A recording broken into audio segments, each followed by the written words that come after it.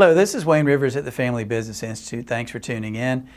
Scroll down to the bottom. You can click on the RSS feed and subscribe to our podcast now. So that's a new feature, and we hope you'll take advantage of that. This week I want to talk about the difference between smart work and hard work with a couple of concrete examples. So my father-in-law, who was actually the co-founder with me of the Family Business Institute, used to be in the radio business. And one Sunday morning he woke up preparing for church, and he clicked on the radio to his station, and there was dead air.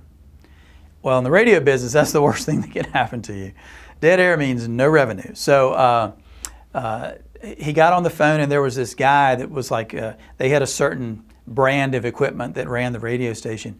And there was this guy, 100 miles away or so, that was a guru with that particular brand of equipment. So he got on the phone. This is back in the days of rotary phones and all that stuff, and calls the guy on Sunday, and the guy gets there by about noontime on Sunday and takes a look around and pulls out a screwdriver and goes to a particular part of the equipment.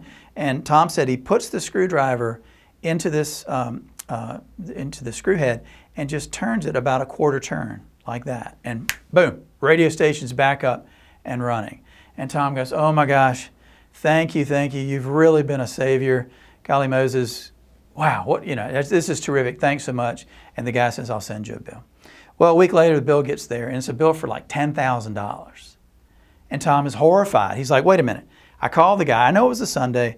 He drove 90 minutes to get here. He stayed here about 30 minutes. He turned the screw a quarter turn, and then golly, he's got like 4 hours in it, and he charges me $10,000. And Tom calls the guy up, and you can't charge $10,000. All you did was turn a screw a quarter turn.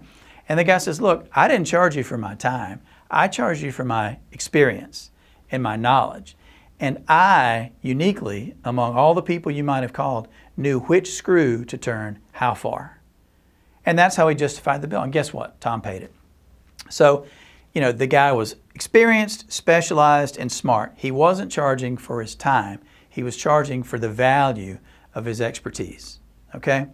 And you've heard me talk about Dan Sullivan of the Strategic Coach before. Dan has a similar story where he talks about a car dealer. So the guy has one car store, and he sells, he only can devote about 10 hours a week to the sales floor, but he's a Cracker Jack salesman, and he can sell about 40 cars a month. So if you think about it, he's working 10 hours a week, 40 hours devoted to selling in a month typically, and he's selling 40 cars a month, which is one car per hour, which is amazing. And that generated about $800,000 gross revenue for his dealership. But he's frustrated because the big guys, the successful guys, have multiple dealerships, and he can't figure out how to break out of this, I'm the primary sales guy, in addition to being the primary HR guy and the primary finance guy and the primary operations guy and the primary, service guy and all these other things. He can't figure out, like most of our family business leaders can't figure out, how to break out of that mold. And Dan Sullivan tells the story. Okay, well, guess what? He recommended that the guy hire an average salesman. Oh, wait a minute. Why would I hire an average salesman? I'm a great salesman. In only 10 hours a week, 40 hours a month, I can sell 40 automobiles. Dan says, yeah, let's analyze that for a sec, okay? So let's assume this guy is only a third as good as you. In other words, you sell a car per sales hour. This guy's only going to sell a third of a car per hour. It's going to take him 3 hours to sell a car. But he's only going to focus, he's got blinders on, he's only going to focus on sales. So now he's got 40 hours a week, 160 hours a month. If you multiply 160 hours a month times 0.33, you get, guess what? This guy could sell 53 cars a month. Even though he was less efficient than the owner, he was able to sell more automobiles. And so this model, the scales fell from his eyes. The model is, okay, maybe you're not quite as good at this particular task as me, but because you have more focused time to deal with it, you can sell more cars and produce 33% more revenue than I did just by focus, the power of focus.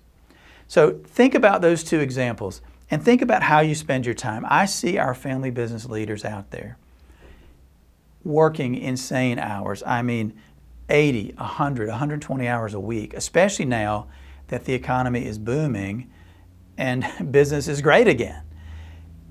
It's not sustainable. Think about what you're doing. Smart effort requires that you really dig down and analyze the opportunity cost of what you're doing. So for this car dealer, the opportunity cost of that 10 hours a week he was devoting to sales meant that that was 10 hours a week he couldn't devote to building his automobile empire. Guess what? After he took Dan Sullivan's advice and began to hire specialized people to do specialized things, he was able to grow and own many, many dealerships. And you have the same opportunity. If you can hire specialized people to do specialized things, you say, well, gosh, instead of working 80 hours a week, I'll be working 40 hours a week. I'll get bored. Well, take that opportunity time and start new businesses and find ways to make your business better and focus on different key performance indicators, KPIs that you can measure that will make your improvement. Focus on getting the right people on the bus. Focus on getting the people that you have in place in a better place in their business lives with you. Focus on the long-term vision. Focus on your succession. All that time that you're spent doing tasks represents real opportunity cost that's holding you back from your potential as a business leader. So please analyze that and think about maybe there's a better way. Instead of working hard all the time, maybe there's a better way where I can work smart and grow the business that way. This is Wayne Rivers at the Family Business Institute. We'd love to hear your comments. Thank you.